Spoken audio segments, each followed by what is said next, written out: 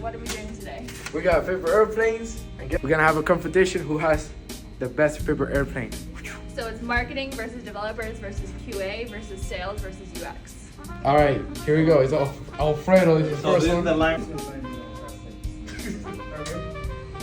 Oh! Go. Oh! Oh! Oh! Esto no ha volado nunca.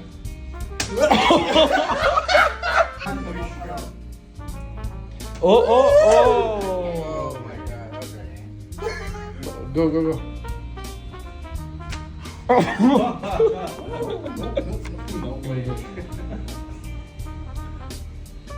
Oh! Oh! Oi!